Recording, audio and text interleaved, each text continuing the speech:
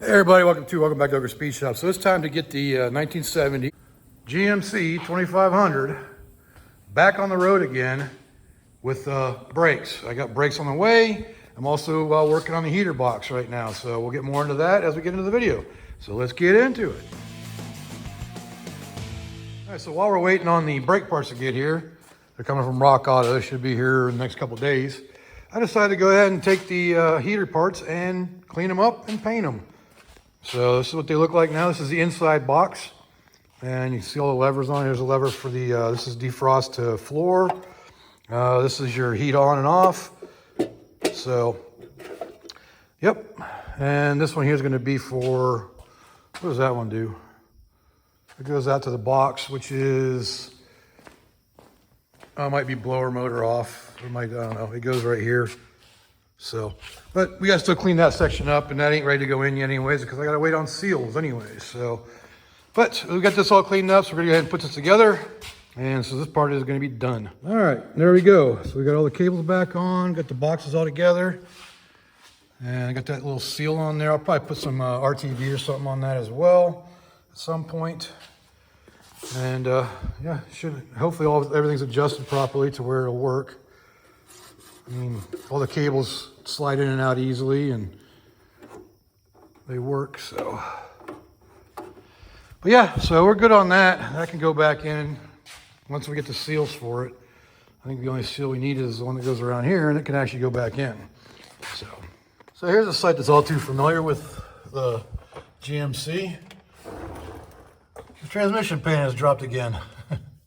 This thing was still leaking. It's actually gotten worse, so I think that sheet metal pan is just it's too warped now. I tried straightening it out, but I got an aluminum one that's supposed to be here today on the FedEx truck, so we'll switch that out, and hopefully I'll take care of our leak. All right, look what FedEx just dropped off.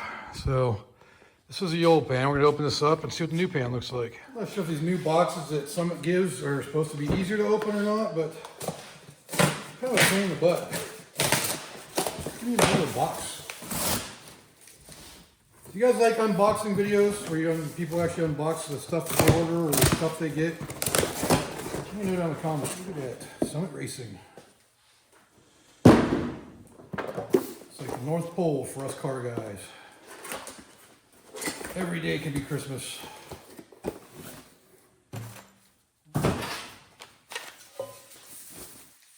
There we go.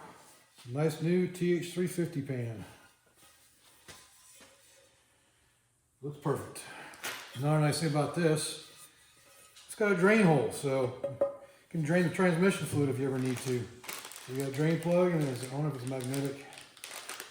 It comes with all the hardware, it comes with a rubber gasket. I hate rubber gaskets, but we'll make it work. No instructions on it. I know what they want the torque spec to be on these, because that's how I end up crushing the gaskets every time. There you have it, and then the bolts, and they're Allen head bolts with lock washers. So I think maybe what I'll do, so the reason why I did this is because I know the surface is going to be flat. The problem I had with this one, this thing is so warped from being over torqued and torqued too much or whatever, but it's just completely warped and it wouldn't seal. So hopefully this one being nice and flat machine surface, it'll seal. That's what we're hoping for. So first things first, we're going to go ahead and install the drain plug. And it comes with the plastic gasket.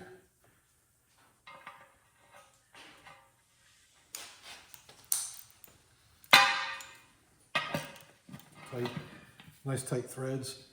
Torque that down till right there, feels good. When you have these rubber gaskets, I mean, I guess one of the cool things about it is it'll retain the bolts for you. These have lock washers on them, so we're going to put the lock washer on, put the bolt up through, and the gasket will hold on to it.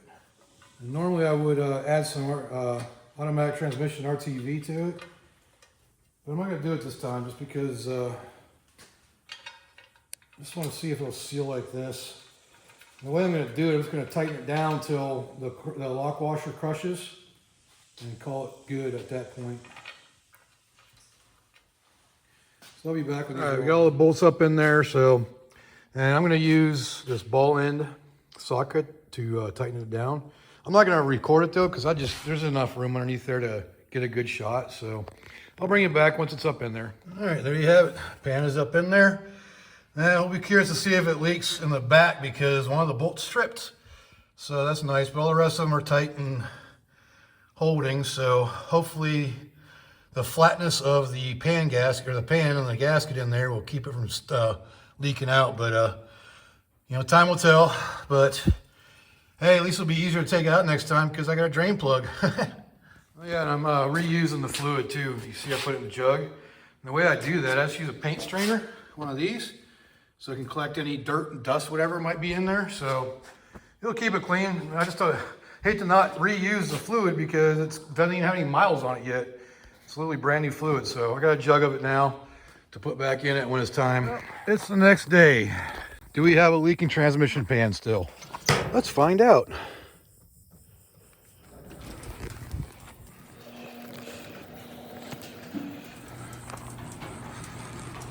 Get the lights on. What do we have under here? Oh my God, look at that. It is bone dry. Look at, no, that's from me changing it. But I do not see that thing drip from what spilled earlier, so that makes me happy. So we'll have to wait and see if that back bolt that stripped out, if it's gonna be a problem, but it's got bolts all around it, so I think it should be all right for now anyways. But yeah, that makes me happy. No more leaky. All right, so if you're wondering what part number that transmission pan is that I got for this, it is a Summit brand. It is part number SUM G3890B. This is for a TH350, and it's black. I'm assuming that's what the B means, it's black. They have them in straight aluminum too, I think, maybe polished, I don't know. But I wanted the black. But I can tell you this much, there used to be a time where I'd be a little leery about buying Summit brand stuff, you know, the stuff that's made by Summit. But they've come a long way. And, you know, these sell brand name parts like Edelbrock and Holley and all that stuff, which is all good. And, you know, I used to be a pretty stickler on you get what you pay for. However, recently I've been buying a lot of the Summit brand stuff because, you know, budget insists on it. So I got this one.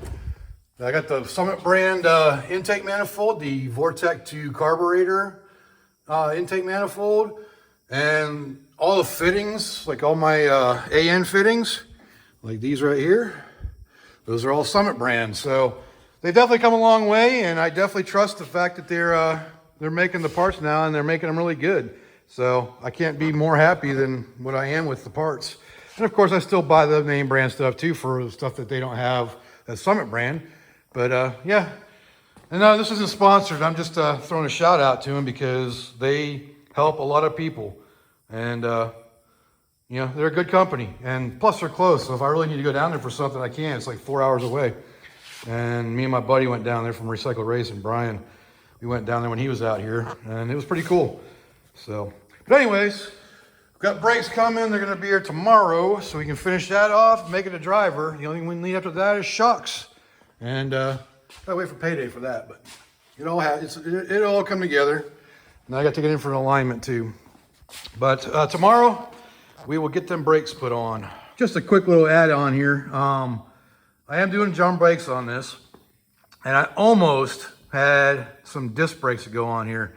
Somebody on Facebook Marketplace locally here was cleaning up a property, and there was a square body 8-lug frame there, but I was too late. Somebody already grabbed it. But I was going to see if that would fit and work for these to convert to disc brakes, but I missed the boat, unfortunately. So we're going to get the drums on it tomorrow when they come in. All right, so FedEx just dropped off all the rest of the parts we need, the brake shoes and the drums, to get this thing fully set up for brakes. And then we just got to hook up the line up here and bleed them. So let's get these things installed. All right, when installing these drum brakes, the main things you gotta remember is the adjustment lever goes on the back, just like the longer pad. You can see how this has more material on that shoe than this one. that also goes to the back. So the back always gets the longer shoe. And on the driver's side, your adjuster is going to spin normal. So it's going to be right hand turn or right hand threads. The reason why that is as this lever adjusts and kicks it down, that's the direction it's going to go. So that's how you know this is going to be right hand thread. And on the other side, and we'll get to, when we get to that side, I'll show you how that works. It's reverse thread. So, because it's going to be, the lever is going to be on the back side of that side, so it's all going to be mirror imaged. So it means everything's got to be mirrored. So it's going to be left hand thread on that for the adjuster, and the lever is going to be set up differently. So we'll get to that when we get to that part. That's the main things to remember. Lever on the back, big shoe on the back. And the right hand screw, the regular normal thread, goes on the left hand side of the truck. So as in any brake job, you gotta make sure you put your little levers into the rubber boot of the new wheel cylinder. Give me some grease. So regular grease will work for this, but I actually have brake parts lubricant. So I'm going to use some of that to put it in. And it's purple. That stinks. There it goes. Trying to shoot out on me.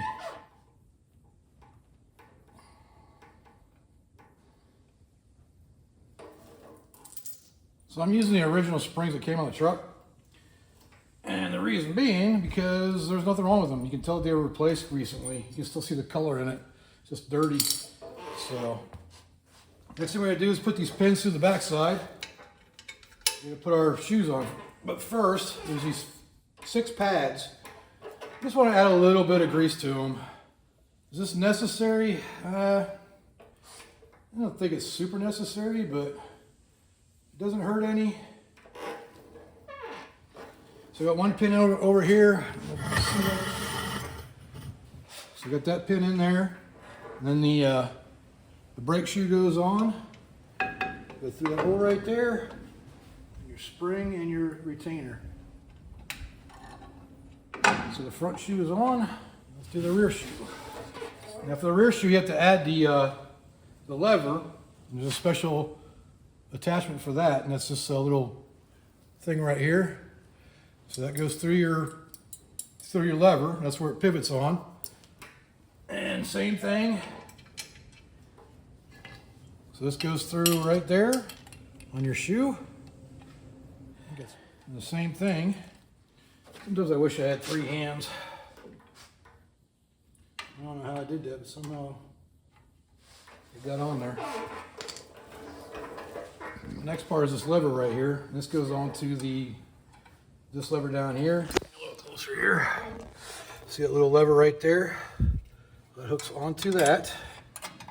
Just like that, and goes up and over that center pin right there. All right, as you see, it goes just like that. All right. You gotta make sure that these are up on their ledges here, otherwise it doesn't stay. Okay, so I did forget one thing. It shouldn't be too bad of a deal. This goes behind all your springs and levers here. So just gotta get this back off. And that goes on there. So it should not be that hard to get on there. There. All right. All right, the next spring here, is this the right one? This one goes down into here.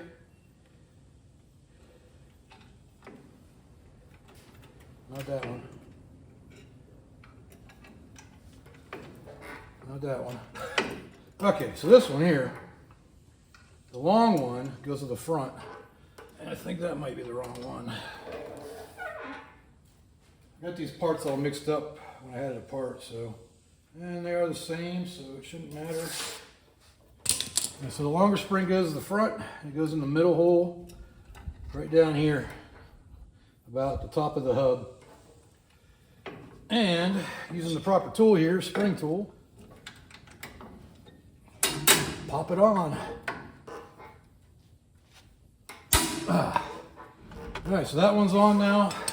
You still have to do the adjuster down there, and I'll show you how to do that once we get to it. Now this one, it goes in the same hole over here. Oops. Dang it.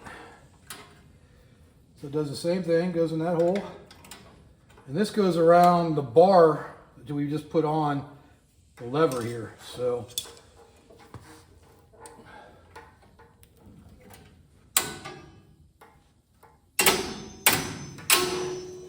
bam, there you have all your springs.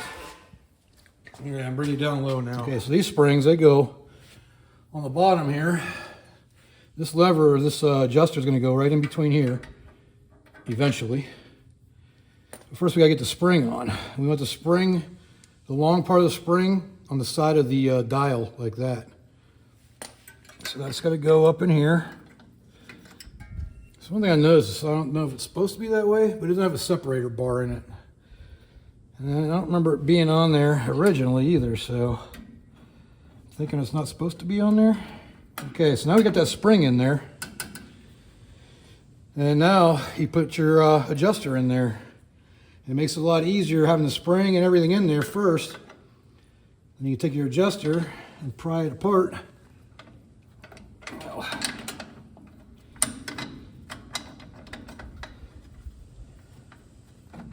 You just pry it apart like that, and we're done.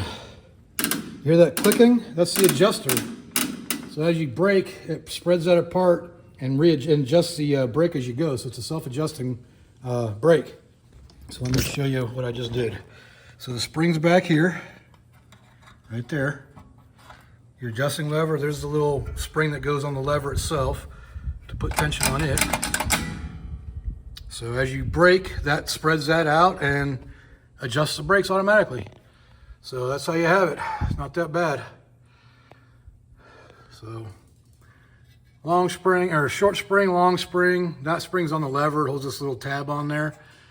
Got your retainer up here to hold the pads or the shoes in, your adjuster, and your lower spring. Then your springs that hold the shoes in.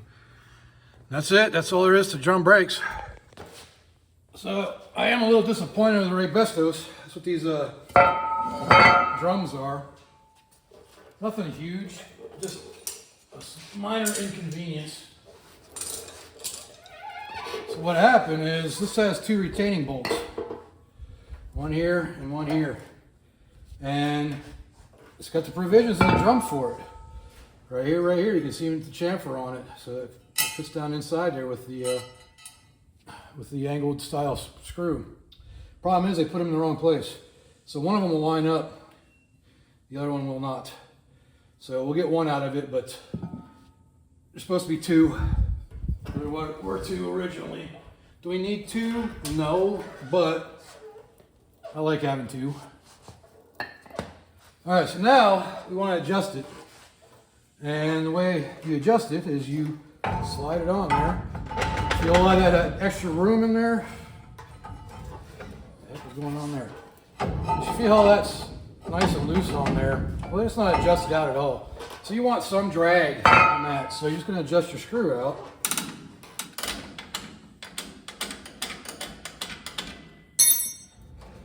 It's a bit of a process. Feel that? Hear that drag? That right there is pretty perfect to me. I like that a lot. So go ahead and put the set screw in. Tighten her down. Yeah, I like that. Call this side good. Well, maybe it went a little too much.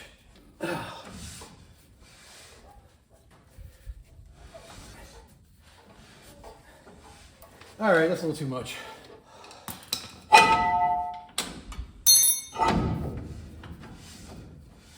All right, I want to be able to spin it the whole way around at least.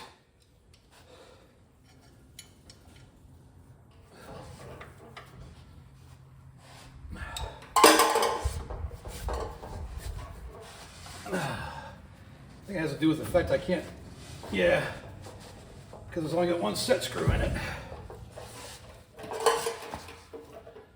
Either way, I still like that because once the wheel's on it, it'll push everything in and be fine. So that's one side. Remember I was telling you, this side is reverse thread, so it's left-hand thread. So it means to loosen it or spin it out, you actually spin it in, or you turn it like you would normally tighten it. So it's not righty-tighty, lefty-loosey. It's lefty-tighty, righty-loosey. Is that right? But anyways, let's get this thing in here. We're almost done. Everything else is on. All right, so that's wheel number 1. And, well, I guess drum number 2. So I'm gonna get the wheels on there. That way they're spinning the way they're supposed to be spinning. And then we'll get her bled. All right, so the last thing we got to do is hook up this brake line and remove that plug that I have in there. Probably get a little bit of brake fluid flowing out of here. I don't know what size it is. 7/16. Oh, that's too tight. Ah, there we go. I do believe this is 7/16 as well. Yep.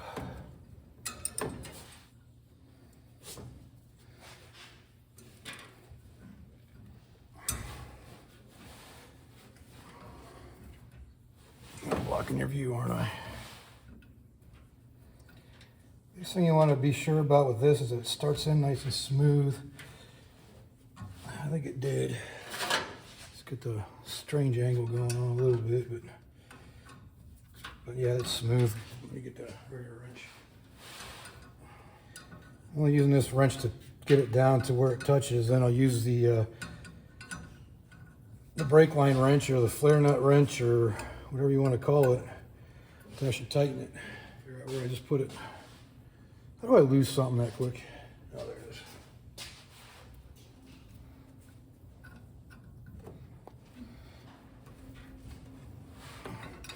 I'm not one to promote Snap-on.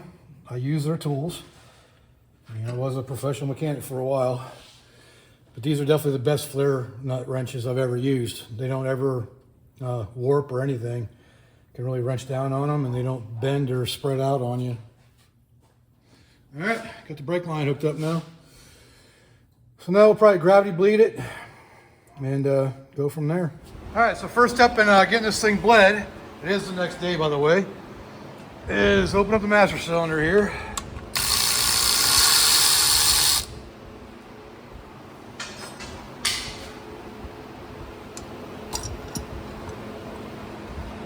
You can see we got all fresh fluid in there. So now that that's open, this is the front one. We'll top that off. We'll open up the bleeders on the each wheel and get it gravity bled. So this one's already bleeding. So the bleeder's already open. All right, so absolutely can't get these bleeders to open up without modifying the hose. So I ground down the ledge right there so you can get a socket over top of this bleeder, at least on this side. Let's not do the other side, but just wait for this one to gravity bleed out. And then we'll move over there and modify that one. All right, so the way I modified that hose, you see I marked the top of it when it was in the car or in the truck. So I'm just gonna grind down this little ledge right here and the washer a little bit, just to clearance for a socket to go on the bleeder screw. That's the problem we're having. It ain't allowed to bleed. So I got that one working over there, so now I gotta do this one. So that's what I'm doing. And as you can see, I am protecting the thread somewhat, at least, with a rubber cap or a nylon cap. See, and that's all it takes is that little bit of flatness, and it's enough room to get a socket on there now. And the reason why it's not working, you see how it's got a flared end on it? Well, unfortunately, the wheel cylinders I got do not have that, so I had to add the washer, and which is screwing up everything else. But yeah, if the wheel cylinders would have been the right ones that has that flare on it, we would have been all right. All right, so now you can see there's a nice steady stream coming out of there, but I can get the socket on there now to actually close it up too.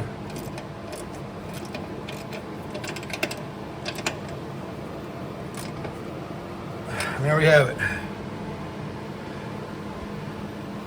This one's a little tighter on that side. We got more room on that side, but either way, we can bleed the brakes now. All right, very successful first drive with the new brakes. It works perfect. So I think I probably could still use a pressure bleed, but I don't have anybody here to help me with that. So it works. So now we need shocks and we can put this thing on the road. All right, so we got the shocks coming today. They should be here before 4 o'clock. I think it's like noon right now. But there's some things we got to do to modify or to make them fit. So one of the things is one of the mounts in the back, one of these things, which don't bolt in, by the way.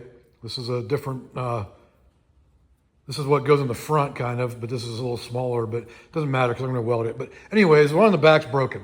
So we need to replace it because it's only got like half the threads here and it won't get the lock nut down onto it. So good to do that. There's another thing I got to do on the front, and I'll show you that. But first, let's get it up in the air, get the tires off of it so we can get to access everything a little bit easier, mainly so you can see better on the video, because I could do it with the tires on there and not even lifting it up, but it doesn't make very good video when you can't see what I'm doing. So that's what we're going to do. We're going to get it up off the ground, get it on jack stands, and then we're going to get in there and get these shocks installed when they get here. All right, I got the wheels off. I tell you what, I like having a 3/4 ton trucks. But man, I only took off 3 wheels because I'm not going to worry about showing you that shock going on because it's just 2 bolts and you're done. But this one I just took off 24 lug nuts because there's 8 of them. So, but anyways, let me get into what I'm talking about as far as what needs to be fixed to get these shocks on the front. All right, so on this side, you see where the bolt goes. It has to go in here and the nut goes on the inside. But as you see, there's not a whole lot of room in there. This is a nut I'm planning on using. It's a nylock nut. Problem is, it doesn't line up with the hole very well. This side, it kind of does. Now this control arm is an original one. This came off the truck originally. And as far as I know, the bolts I took off were all 1/2-inch bolts, just standard 1/2-inch bolts. Now I have to cut this bolt down, but I'll get to that later. But it won't fit in there with the nut. It might fit in with a thinner nut, but it just won't fit with this one. So I'm going to go ahead and just cut out that area down inside there because there's no structural, there's nothing structural about that. So if I just clearance for the nut, then it'll be fine. So I'm going to do that on that side. Now on the replacement one, all right, so the problem we have over here is it doesn't even go nearly as far as the other one. So there's even less room on this side. So it definitely needs clearance somehow. So I'll either get a die grinder out, clearance it, or maybe just drill a hole straight through it. It doesn't matter because, like I said, it's not structural in that area. But yeah, this nut, I'll show you. Can't even come close to lining up with the hole. So you look through there, you see how the nut's like about 1/4 inch off. And it won't go down any further. So definitely need to clearance the control arm on the inside of that so the nut can fit. And the replacement control arm, they didn't have a listing for it for a 70. So this is actually for an 82. But they're pretty similar. This mount here is a little bit different. The bump stop's a little bit different. But other than that, everything else was the same. So it works. And it was complete. So can't really complain too much. And it works, like I said. But yeah, we got to modify that, so that's what we're going to do first. All right, so we got this one clearanced enough. You can see how the bolt's actually in there. It can spin even with the nut on there. So, but the nut gets stuck, in between, so it'll actually help hold it in place too when I tighten it. So this side's good to go. That was the worst of the 2 sides. So now we can fit a nut in there, and we have to cut this bolt back to fit in there properly too. And I'll explain a little bit more about why I want to use this bolt, a longer bolt.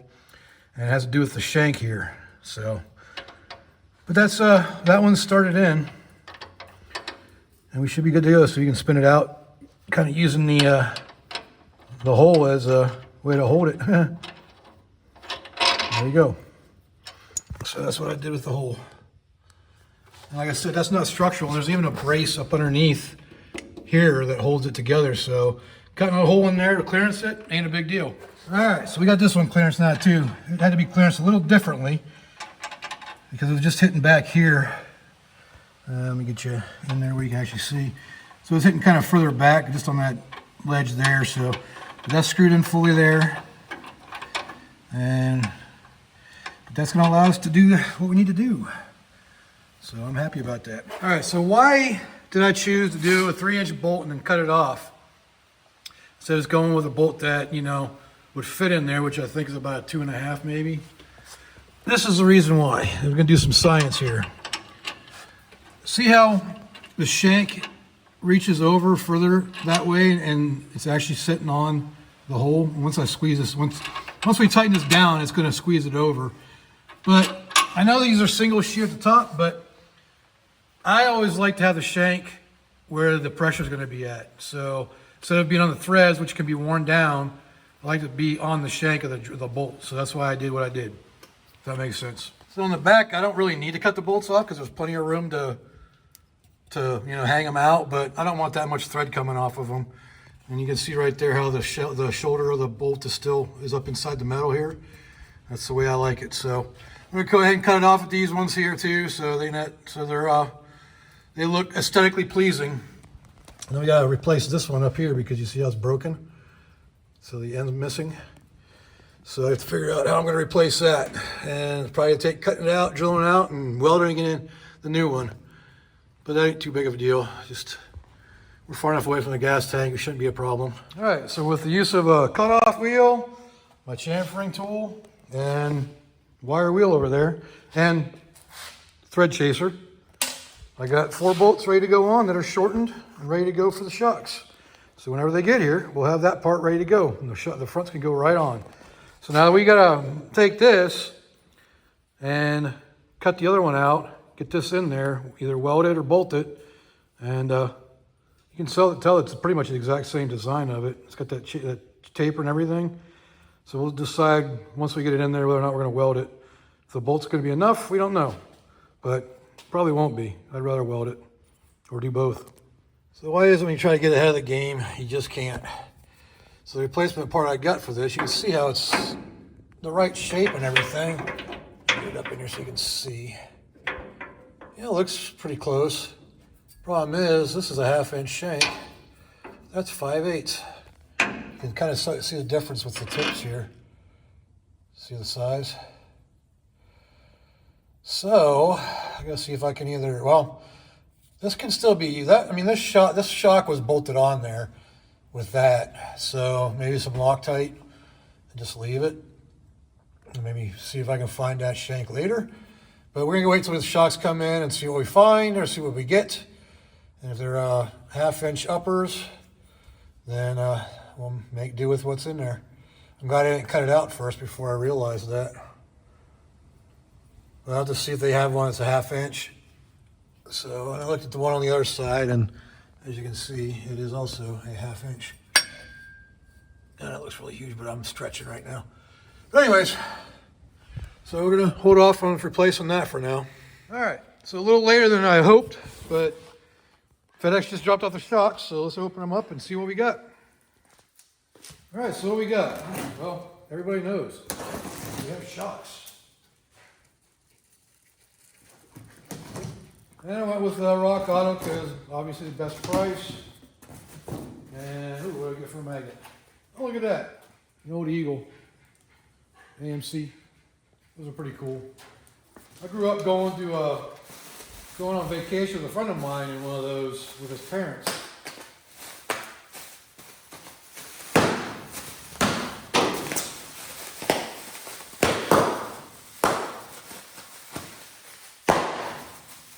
That's part of the fun. So I went with the Monroe Gasmatics, or Gas Magnums. And it was hard to find shocks for the heavy duty suspension for this thing. So I don't even know if these are the heavy duty ones, but they were a decent price. They're gas shocks, so they should be fine. So that's what we got. So now we gotta get them installed. It shouldn't be too hard. We've already set it up to where it's real easy just to slip them on. I might as well open up one, look at them. There's a kind of hardware too, I was hoping for that. There's something rattling, which is good, because I was hoping for the washers to be included.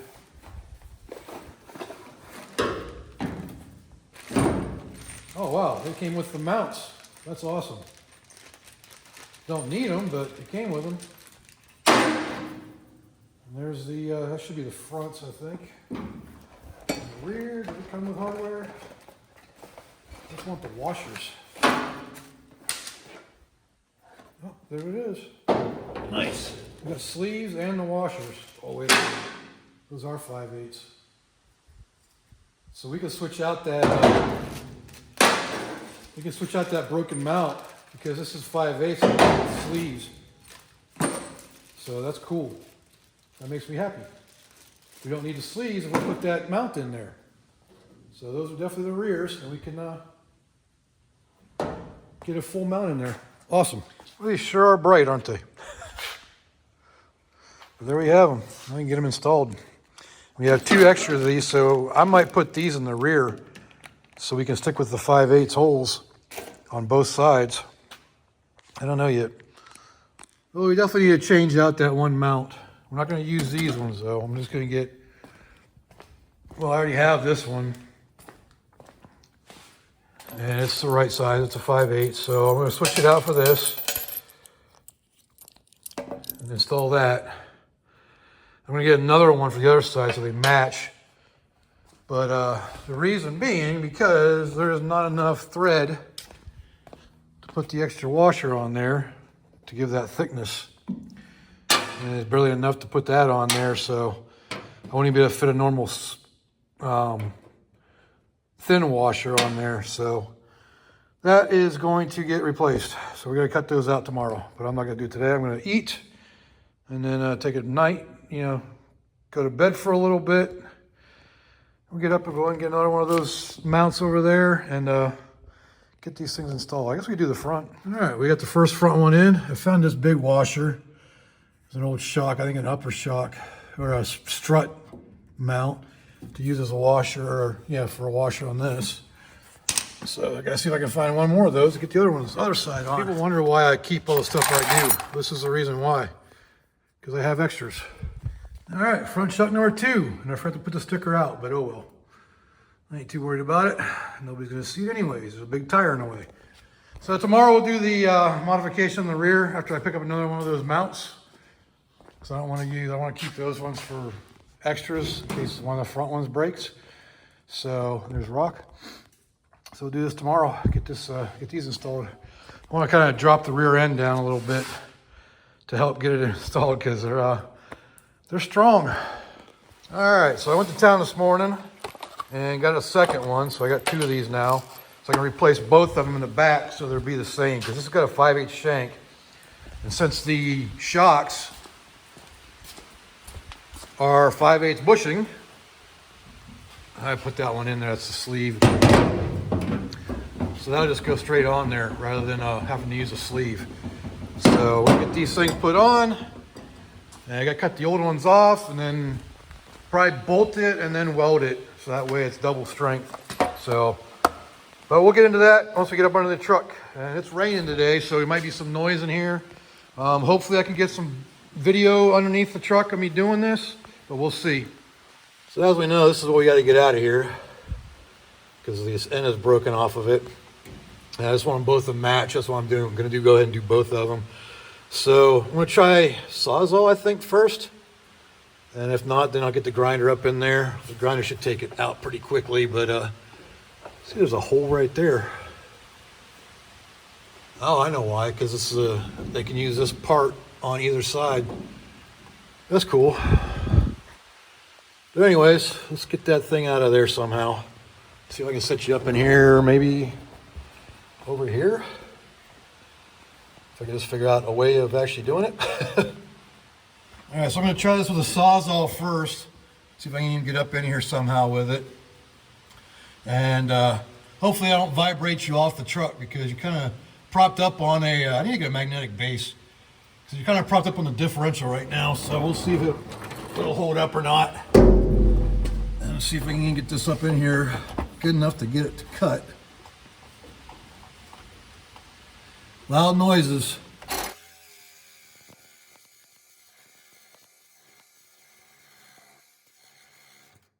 It's kind of a tight space, so it's kind of hard to get actually up in here without banging it off the bed. And I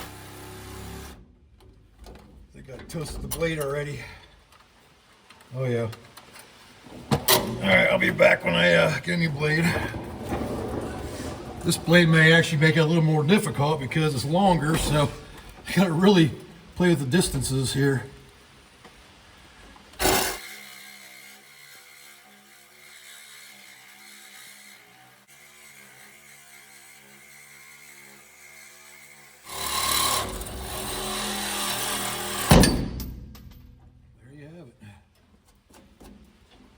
there you go. Now I gotta grind it down and see about knocking that center out so I can just go bolt it right up in there. So, yeah, let me get a grinder so we can fit the old flat disc up in here.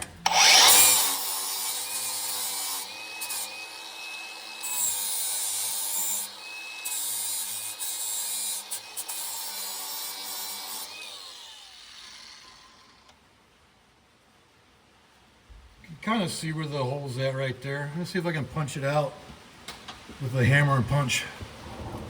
I'm still recording, yep. Well, one thing about these trucks is a lot of room underneath them. So it should be right about there. I don't know if there's actually a hole there or not. It probably was at one time. Hopefully the rain isn't too loud for the video. Probably not nearly as loud as me banging on a piece of metal though, huh? Yeah, that ain't gonna go. So I guess I'll get a drill bit, drill it out.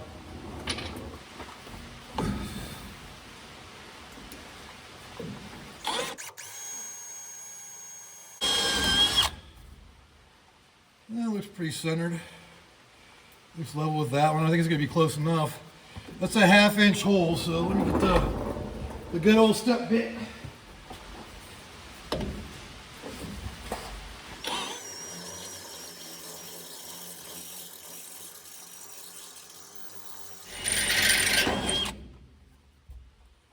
There you have it. All right, so this just goes right in there. And we can bolt her on. And we'll go back through and weld it. Well, that ain't all the way through.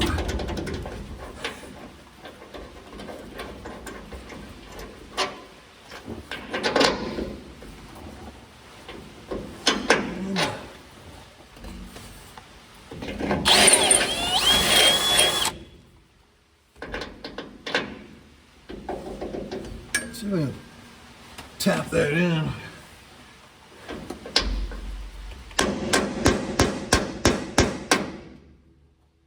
Gone. Let me get a socket to go over that. There we go. That is a tight fit. Almost there. Oh, one thing's for sure, that's going to be tight. Now what do I do with the nut and washer? What did I do with the nut and washer? There was a washer. Oh, trying to roll it over. All right, so now I can tighten it down. Well, I think that press fits pretty dang good in there.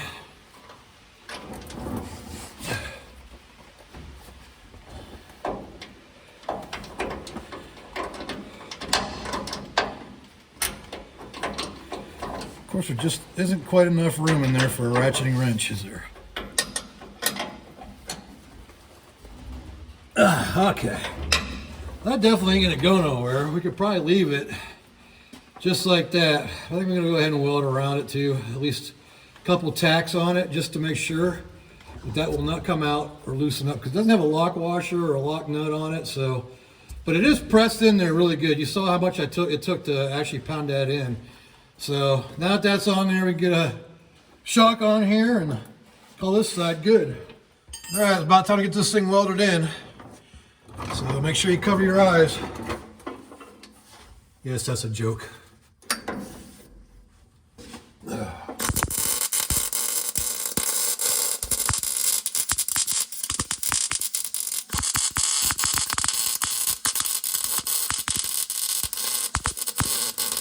That's good enough. It ain't gonna go nowhere. All right, let's get the shock put on now. All right, we got the shock installed in the back now. Ain't going nowhere. So you got a couple threads sticking out on each end. I am changing this to a nylock nut rather than the lock washer and nut. I kind of like the nylocks a little bit better. Got it jacked up in the back to give me a room to get this thing up in here, but now that we're done with that, we can go ahead and lower it back down, and then we can finish up by doing that side, which, you know, you already saw me do this side, so And putting the shock on isn't hard. You just got to line the bolts up. So, but yeah, just gotta go do that one up there, and this job will be complete. All right, so if y'all are wondering what the part number is for these shock mounts, it is 31001. It's a dormant part, so you can pretty much get it anywhere. I got mine at Yao Auto Supply, which is a CarQuest in Elk City. It's a nice family-owned business there. 3 generations worked there. It's pretty cool. So I like to shop there as much as I can. That's where I got this one at. All right, there you have it, shock number 2. So we got all 4 shocks installed now. Can't miss them. A nice bright yellow. So let's get this thing back down on the ground. I don't know if we're gonna take it for a drive today or not because it's raining, but at least they're on. And that's the last thing to make it roadworthy. So could it even be a shock install without the bounce test? Oh yeah. We have shock absorption. Before it used to just bounce and wave and what was it, float? That was the word. So we are good. Can't wait to drive this thing.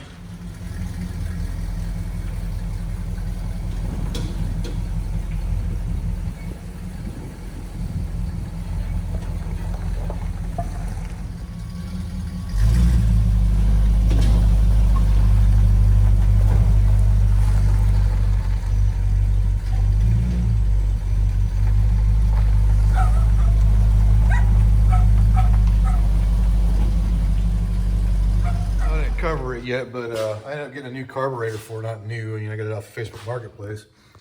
But it's a Holley 1706, I think, 600 CFM carburetor, and it's a little better than the 750 double pumper. But put it on there right away, it just fired right up and ran better. So definitely a better carburetor for this application. We did some tuning on it to adjust the high idle and the choke. I'm still working on that a little bit, but we got that done. But today is an important day because we are taking this on its maiden voyage. And to add to it, she's fully registered. So we're good till 2027 now. So I get the stickers on it and taking it in to get the alignment done on it. So that's gonna be his first trip. And I got an appointment at 8 a.m. So gotta get her ready. I got extra stuff just for the trip. I got gas because I'm not sure how much is actually in it. Jumper cables, oil, coolant, registration, obviously. I got some tools behind the seat, and hopefully I don't need a fire extinguisher because I don't have one. But getting ready to go, and I got to get the stickers put on there for the registration, and we can take off around 7 o'clock to get there. I want to make sure I got plenty of time in case anything goes wrong. So that's what we're doing today, making our maiden voyage into town, which is about a 15-mile drive. One other thing we might do while we're in town, because it doesn't have any yet, is we might get some seat belts, stop by the junkyard, see if we can find a set of seat belts to put in here. Yeah, I'm kind of curious to see how the cold start is now with the new carburetor. The choke is working, but let's see. Start it close, 2 pumps.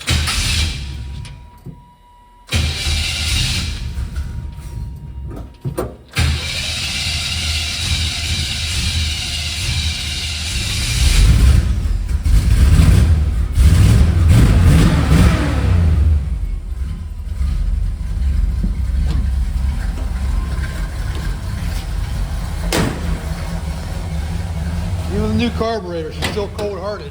I think she's smoothing out now.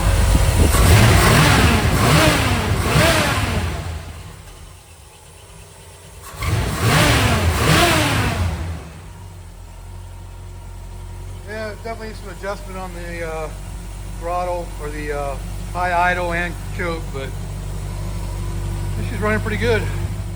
All right, here we go. See if we can make this trip without any incident. I'll let you know if anything happens.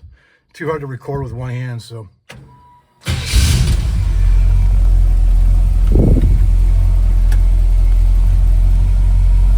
Here we go. So one of my biggest worries is going across this dirt road because I'm worried about where my fuel pressure regulator is at. But it seems to be fine so far, so. But we're about 2 miles in. Not too bad. It's actually quite smooth. What it is, the temp gauge ain't moving, but This thing's never gotten hot, so I don't know. I'm gonna check the sensor, see if it's plugged in. This thing's never run hot, and the sensor is plugged in, so maybe it's just the gauge ain't quite right. This did have a steering stabilizer on it when I bought it, but it was a bolt-on style, so I don't know if that's gonna be an issue. I've had it up to 65 already, and I didn't notice any shake, so I think we should be good. Let's continue on with our journey. Getting ready to turn on the 6 up here to go to Elk City. We made it to the gas station, no problems. The temp gauge started to move, but like I said, this thing does not ever run hot. Plus, it's like 67 degrees out this morning. It's a nice, cool morning. But yeah, let's put some gas in. I'm not gonna put too much in because I don't want to overfill it, because I don't know if it leaks yet or not. So, yep, doing good. This is actually the first time I'll be putting gas in this thing using a pump here. So we'll see if it works. I was having a feeling about that. There we go. Just gotta pull it out just a little bit. It's working now. Cool. All right, she took $20, no problem. 6.8 gallons. I think I had about at least probably 7 gallons in here. But my Ford F-250 fuel neck seems to work. All right, now it's time for a hot start. I haven't done this yet. So we just drove 15 miles. See how she starts. Mint. And the gas gauge doesn't work. I didn't think it would, but we got plenty of oil pressure. Battery's charging as far as I can tell. So let's head to the alignment shop, just down the street, about a mile. Right, so I think the sending unit definitely sticks because it hit a couple bumps and she bumped up to about half tank. So yeah, definitely need to do something about that eventually. Not too worried about it. I'll just keep gas in it. Still don't have a high temperature, so we're good on that. Oil pressure still looking good. It goes up when I hit the gas. Shifting good, down shifting good, up shifting good. It's only a 3-speed, so I could definitely use a overdrive, but it wasn't a bad drive in doing 65, so I can live with that. Not too bad. All right, we made it to our destination, and we're at Motion Tires here in Elk City. I've had my Camaro aligned here and bought 2 sets of tires here, so another good company. Let's go ahead and pop the hood and make sure nothing's going on underneath there. Yep, everything looks good. I definitely need to do a battery tie down though, because just the bumpy roads around here alone are enough to make that thing knock loose. Fuel hoses are good.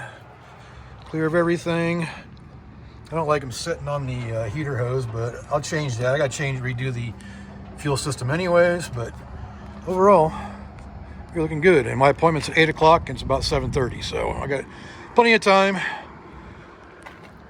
So pretty happy about it. Well, she made her 2-town and back. Got alignment done. And this side was a pain in the butt for him. Lots of shims. You can see almost to the end of the nut. I gotta do something about that because that ain't gonna hold up for very long. That'll back off. But at least it's aligned. It's good. Just gotta figure that out because I think the lower control arm on this is, well, it's from an 82. That's all I could find at the time. But she did great. Good oil pressure the whole time. Never overheated. Ran great. It was awesome. So it was nice to have it out in town and driving again. So the alignment took like 2 hours to do because they were having issues with that. But overall, I am very happy with it. I think the tires need to be replaced because they seem like they're maybe a little out of balance or, you know, a little shaky. Did they get those wheels on there right? Yeah, maybe. But I'll check the torque specs on those again too, just to be sure. But overall, I am quite happy with this. So our maiden voyage went really good. And so yeah, I can start driving her now. All right, that's going to conclude this video on getting the 1970 GMC Roadworthy. And it is registered, insured, aligned, and ready to drive around every day if I want to. It is awesome. I love it. So on that note, if you like this video, leave a like down there. Leave me a comment. Let me know what I can do better. And subscribe while you're at it. Why not? It's free. Everybody who's been here this long, I appreciate you being here. And until next time, I will see you all later.